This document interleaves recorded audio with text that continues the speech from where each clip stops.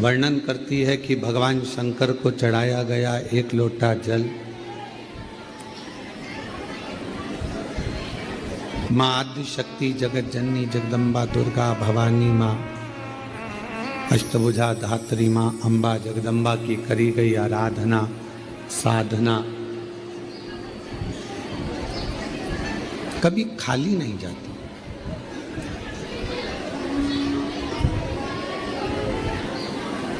पांच चीजें हैं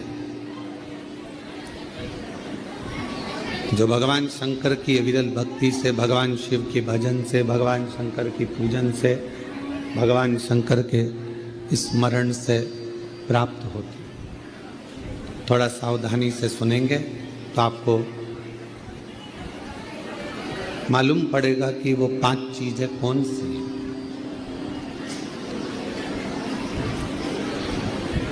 पहले नंबर पर है भगवान शंकर को जल चढ़ाने वाले पर, भगवान शिव की भक्ति करने वालों पर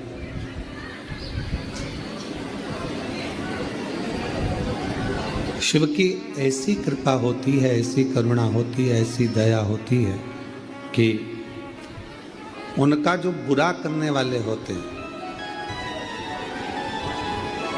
जो उनको कष्ट देने वाले होते हैं, उनका जो बुरा करने वाले होते हैं, वो उनसे दूर होते चले जाते।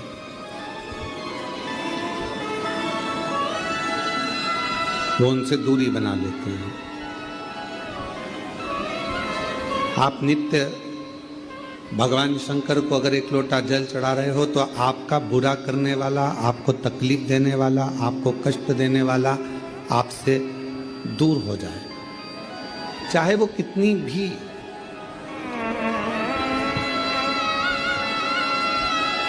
गलत विचार से, गलत सोच से, गलत दृष्टि से अगर वो जुड़ा हुआ है तो भी आपसे दूर होगा। फिर शिव महापुराण की कथा कहती है कि जो भगवान शंकर को एक लोटा जल चढ़ाते हैं, भगवान शंकर की अविरल भक्ति करते हैं, भगवान शिव की पवित्र शिव महापुराण की कथा को श्रवण करते हैं या भगवान शंकर के मंदिर में जाकर शिव जी की आराधना करते हैं, उनकी जिंदगी में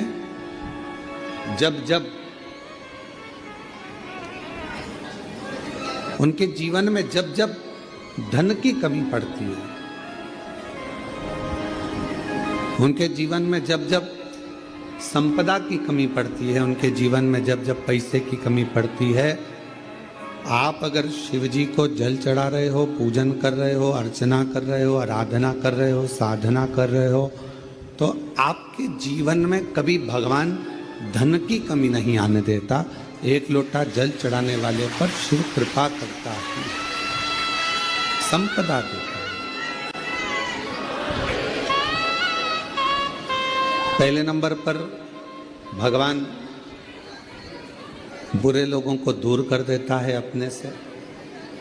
दूसरे नंबर पर संपदा, धन की कमी नहीं आने देता। पर रात्रि में, दिन में कभी भी सोए और अच्छी नींद में हो गए तो ऐसा कोई स्वप्न नहीं है जिस स्वप्न में भगवान शंकर आपके नहीं आता हो। शिव स्वप्न में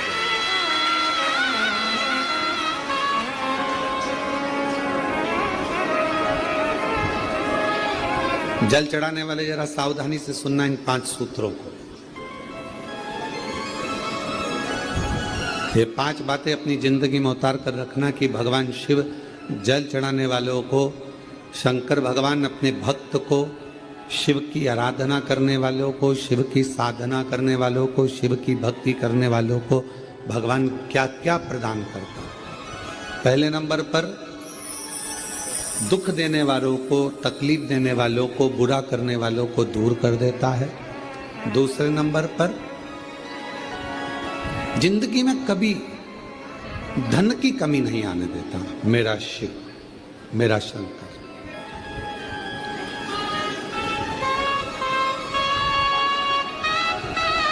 तीसरे नंबर पर ऐसा कोई स्वप्न नहीं है जिस स्वप्न में शिव ना हो। तुम रात को सोगे, कितने भी सपने देख रहे हो, परंतु एक आध सपना ऐसा होगा जिस सपने में तुम्हें शंकर जी जरूर नजर आएगा, शिव जरूर। और जब स्वप्न में शंकर जी नजर आने लगे तो समझ लेना कि शिव जी ने तुम्हारा हाथ पकड़ना प्रारंभ कर लिया है और शिव तुम्हें साथ। उसी तरह रात भोले सपने में आओ, भंडार भर गौ सर। जब वो स्वप्न में दिखने लगे, जब वो स्वप्न में नजर आने लगे, जब उसका स्वप्न में आगमन होने लगे, समझ लेना कि मेरे भोले बाबा, मेरे शंभु, मेरे त्रिकालदर्शी, मेरे कैलाशी, अविनाशी शंकर भगवान ने आपका हाथ पकड़ लिया।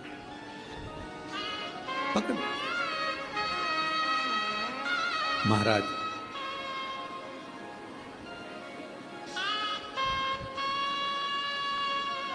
चौथे नंबर का शिव का भजन करने वाले को तो चौथी चीज पर स्मरण करिएगा। बिना कारण आपसे नफरत करने वाले बढ़ेंगे और बिना कारण आपसे प्यार करने वाले बढ़ेंगे, दोनों। शिव जी को जल चढ़ाने वाले के बिना कारण उससे जलने वाले बढ़ेंगे, बिना कारण। आपने उसका कुछ नहीं बिगाड़ा, आपने उसको गलत भी नहीं कहा, आप कभी उससे मिले भी नहीं, फिर भी वो आपकी बुराई कर रहा है बिना कारण। शिव को जल चढ़ाने वाले के इन 5 बातों पर ध्यान रखिए। उसमें चौथी बात है कि बिना कारण आपसे जलने वाले, आपसे आपकी बुराई करने वाले, आपसे ईर्ष्या करने वाले बढ़ेंगे। और बिना कारण कई ऐसे मिलेंगे जो आपसे प्रेम करेंगे, आपसे प्यार करेंगे, आपसे स्नेह करेंगे, आपका सम्मान करेंगे। अब शिव महापुराण का ये बात, शिवपुराण की ये बात हमारे थोड़ा समझ में आई तो हमने विचार करा कि इसको जरा ध्यान दिया जाए कि ऐसा क्यों होता है कि बिना कारण जलने वालों की संख्या बढ़ती है, बुराई करने वालों की संख्या बढ़ती है, और बिना कारण प्यार करने वालों की, प्रेम करने वालों की संख्या बढ़ती है। तो समझ में ये आया कि आपकी जब प्रसिद्धि होने लगती है, आप जब मंदिर जाने लगते हो, लोटा भर के जल चढ़ाने लगते हो, लोग आपको जी जी जी जी जी जी कहकर पुकारने लगते हैं, जीजा जी कहकर आपको सम्मान करने लगते हैं। आपके बिना मंदिर में कोई काम नहीं होता, भजन हो रहे हैं तो आपको बुला रहे हैं, कोई काम हो रहा है तो आपको बुला रहे हैं, और भगवान धीरे धीरे आपको धन वैभव देना चालू करता है, तो जलने वालों की संख्या तो अपने आप बढ़ना प्रारंभ हो जाए।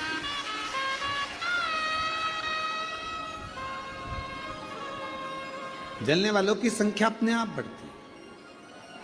तो चौथे नंबर की जो बात शिव पुराण में कही गई कि बिना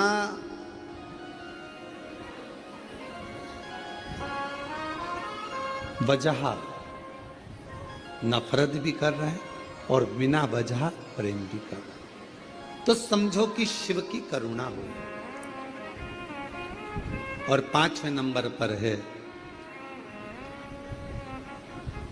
आपका कोई काम है, आपका कोई कार्य है और वो धीरे धीरे पूर्ण होने लगे, आज नहीं तो कल, कल नहीं तो परसों, पर धीरे धीरे 15 दिन में, 1 महीने में, 3 महीने में, 6 महीने में बाबा आपके कार्य को पूर्ण करने लगे, तो समझ लो कि शिव जी ने करुणा करना प्रारंभ, दूर हो जाएंगे।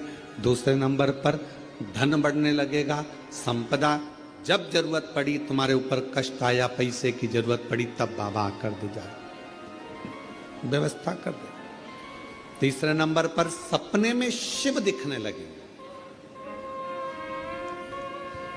और चौथे नंबर पर बिना कारण लोग नफरत करेंगे, ईर्ष्या करेंगे, और बिना कारण लोग, बोलो, प्रेम करेंगे, प्यार करेंगे, स्नेह करेंगे। और 5वें नंबर पर है कार्य पूर्ण होना प्रारंभ हो।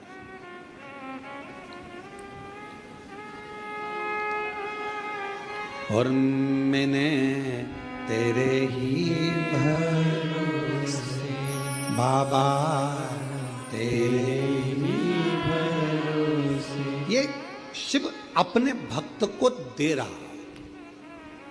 ये मेरे ओघड़दानी, मेरे शंभु, मेरे शंकर, मेरे त्रिकालदर्शी, मेरे कैलाशी, मेरे अविनाशी, मेरे शिव, ये आपको दे रहा।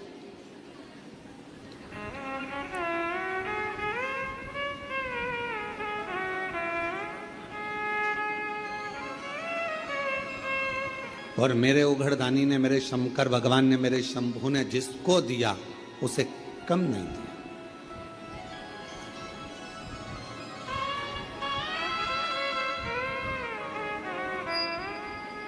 कितनी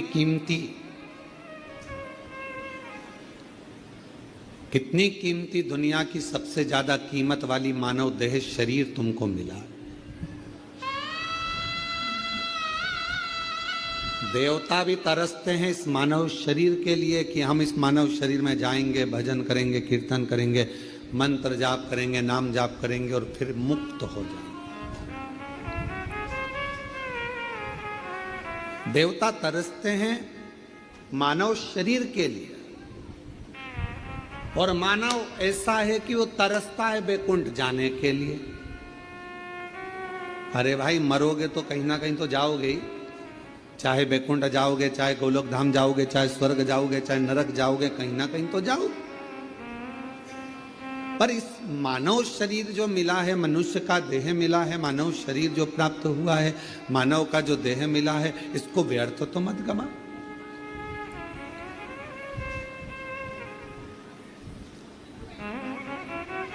बड़ी मुश्किल से तो ये शरीर मिला है, और अगर बड़ी मुश्किल से मिला हुआ है, जिसको देवता तरस, बड़ी मुश्किल से तो ये शरीर मिला है, और अगर बड़ी मुश्किल से मिला हुआ है, जिसको देवता तरस। देवता जिस शरीर को पाने के लिए तरस रहे हैं, वो मानव शरीर कितना कीमती, करोड़ों का ये मानव शरीर आपको प्राप्त हुआ है, और ये शरीर ऐसे ही गवा दिया, ऐसे ही चले गया, तो व्यर्थ जीवन।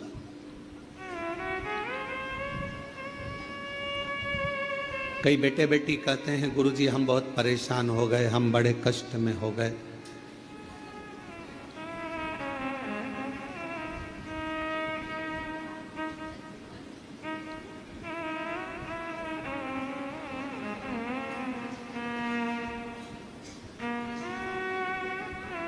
अब ये शरीर हमको अच्छा नहीं लगता गुरुजी, अब हम इस शरीर को छोड़ दें, बहुत परेशानियों में जी रहे हैं। हम उन बेटा बेटियों से कहते हैं कि तुमने अभी केवल थोड़ी सी लाइफ देखी है, थोड़ी सी। माता पिता ने आपको एजुकेशन के लिए बोला, पढ़ने के लिए बोला, तो आपको बुरा लग गया। मम्मी पापा ने आपको मोबाइल पे बात करने को मना करा तो बुरा लग गया। मम्मी पापा ने आपको लैपटॉप पर कुछ भी सीरियल, नाटक, वीडियो, मूवी देखने का मना करा तो आपको बुरा लग गया। माता पिता ने आपको जाने के लिए मना करा तो बुरा लग गया, और आपने विचार कर लिया कि मैं शरीर छोड़ दूं। क्या माता पिता आपके दुश्मन है? क्या मम्मी पापा आपके दुश्मन है?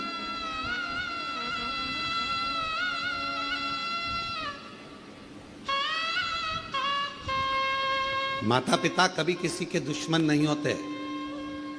वो चाहते हैं कि जो जिंदगी हमने निकाली है कष्ट में, जो जिंदगी हमने निकाली है परेशानियों में, कष्ट में, तकलीफों में, दुख में, हमारे बच्चे, हमारे बेटा, हमारी बेटी वो जिंदगी ना निकाले। इसलिए माता पिता उनको टोकते हैं, बार बार रोकते हैं, बार बार रोकते हैं।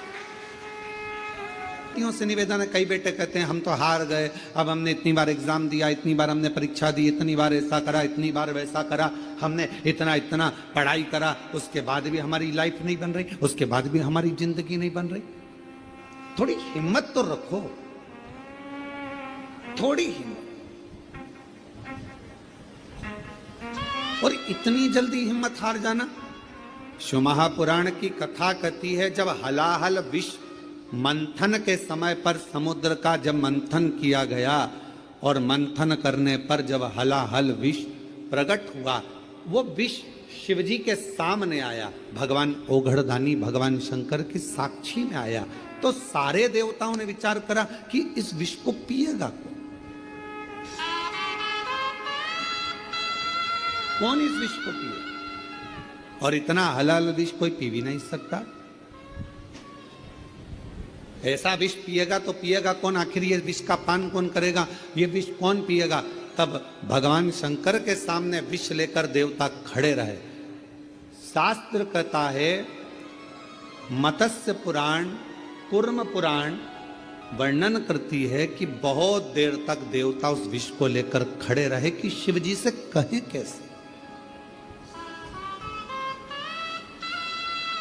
भगवान देवादिदेव महादेव से कैसे कहें कि आप विष पी लो।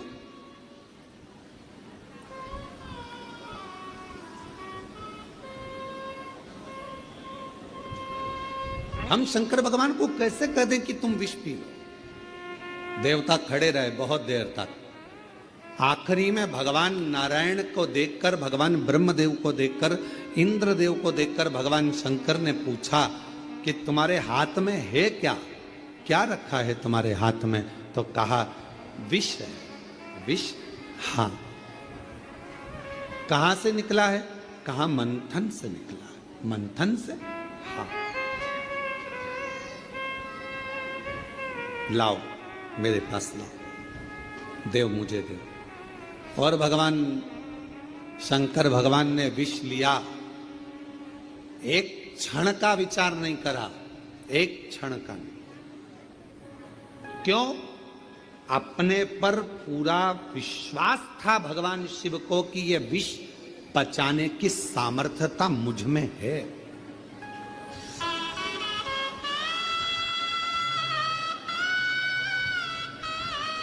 ये विष पचाने की सामर्थ्यता मुझ में है। भगवान शंकर ये जानते थे कि मैं विष पचा सकता हूं और मुझ में वो सामर्थ्यता है। मेरा बेटा बेटियों से निवेदन है, अगर आपको अपने आप पर फुल कॉन्फिडेंस है, आपको अपने आप पर पूर्ण भरोसा है कि मैं ये नौकरी प्राप्त करूंगा, तो आपकी मेहनत 4 गुना करो, वो नौकरी आपको जरूर मिलेगी। आप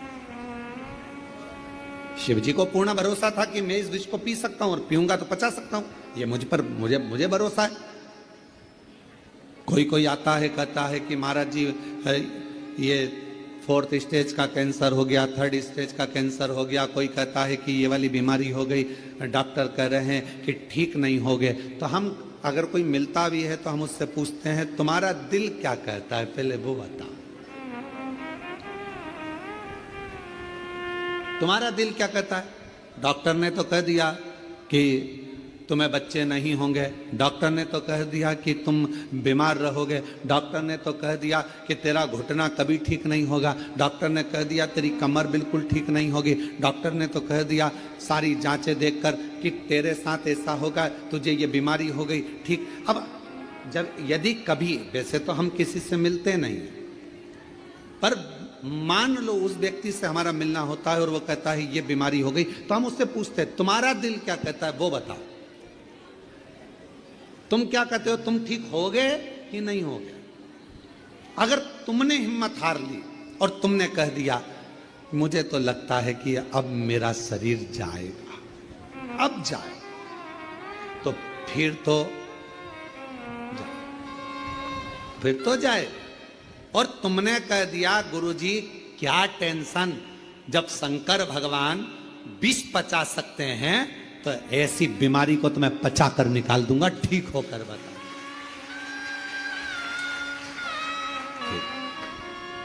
फिर किसी की सामर्थ्यता नहीं, फिर क्या? एक पत्र है, अच्छा है, देखिए